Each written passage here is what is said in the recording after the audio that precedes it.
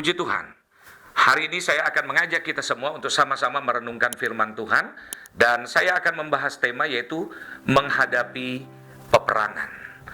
Peperangan seringkali menjadi sesuatu yang menakutkan, sesuatu yang tidak asik.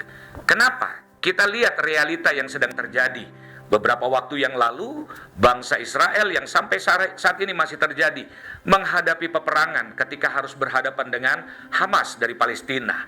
Dan tentu kita bisa melihat liputan banyak sekali orang-orang kehilangan tempat tinggal, orang-orang mungkin kehilangan kesempatan untuk bercengkerama dengan keluarganya, sehingga banyak yang berpikir peperangan itu sesuatu yang tidak asik. Tetapi kita mau baca di dalam Alkitab karena memang peperangan itu adalah sesuatu yang memang harus dihadapi. Nah, dari 2 Samuel 3 ayat yang pertama saya bacakan. Peperangan antara keluarga Saul dan keluarga Daud berlarut-larut. Daud kian lama kian kuat, sedang keluarga Saul kian lama kian lemah. Sesuatu yang menarik. Kenapa saya bilang sesuatu yang menarik? Daud adalah raja.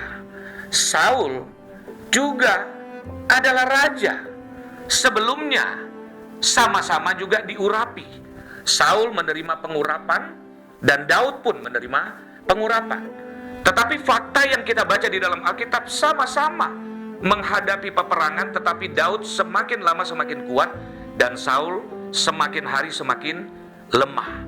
Sehingga ini sesuatu yang perlu kita renungkan, karena pada dasarnya semua kita kan setiap hari akan menghadapi dan selalu menghadapi peperangan. Tetapi dari apa yang kita baca, hal yang sama. Bisa jadi kita semakin lemah. Tetapi sebaliknya yang Tuhan mau ketika Dia izinkan kita mengalami peperangan, harusnya kita semakin kuat. Nah, karena itu orang yang biasanya pengecut, dia takut menghadapi peperangan.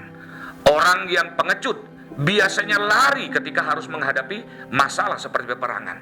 Tetapi kita harus menyadari bahwa di balik peperangan selalu tersedia yang pertama, kemenangan.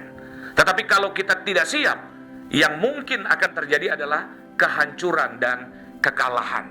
Karena itu, mari kita lihat apa yang harus kita pahami tentang peperangan.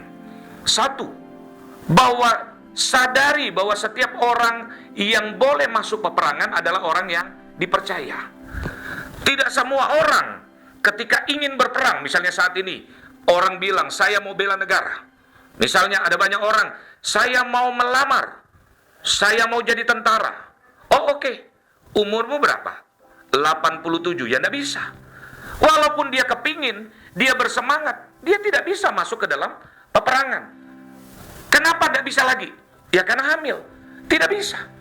Karena sedang hamil, tidak boleh masuk peperangan. Lalu yang berikutnya, tidak siap.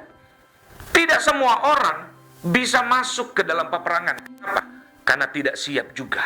Sehingga hal ini diingatkan kepada kita.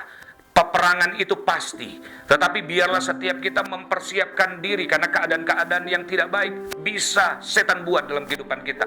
Dia serang kita, ekonomi kita, kesehatan kita, keadaan-keadaan kita. Dia serang keluarga kita. Kita baca di dalam Alkitab, seringkali setan menyerang keadaan-keadaan seperti itu, yaitu kesehatan, ekonomi kita, kemudian keluarga kita. Sehingga kita harus siap ketika peperangan terjadi. Kita harus siap untuk menghadapinya, dan pasti kemenangan Tuhan akan sediakan. Nah, hal yang kedua, apa yang Tuhan ingatkan kepada kita, bahwa dalam setiap peperangan seringkali Tuhan itu sedang melatih kita, sehingga ujung-ujungnya waktu kita menghadapi peperangan, kita sadar, oh iya, bahwa Tuhan ada masanya kita merasa tidak sanggup.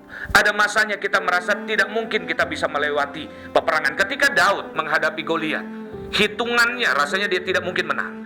Tetapi ketika dia menghadapi Goliat dan dia berkata, engkau boleh mendatangi aku dengan pedang, tombak, dan lembing, tetapi dengan iman dia nyatakan, aku menghadapi engkau, mendatangi engkau dengan nama Tuhan semesta alam. Sehingga seringkali ketika kita bergaul karib dengan Tuhan, kita mengenal Tuhan dalam peperangan, tiba-tiba kita teringat bahwa tidak ada yang mustahil bagi orang percaya. Dan itu yang waktu kita percayai, waktu kita menghadapi peperangan rasanya tidak sanggup, tidak mungkin, tiba-tiba kita dapatkan kekuatan karena percaya, dan kemenangan menghampiri kita. Dan yang terakhir, bagaimana sikap kita ketika kita menghadapi peperangan. Di dalam peperangan, seringkali otak kita, pikiran kita dilatih untuk berpikir melakukan strategi-strategi. Sehingga akhirnya kita harus berkesimpulan, mendapatkan kesimpulan. Seringkali di dalam peperangan, Tuhan melatih kreativitas kita.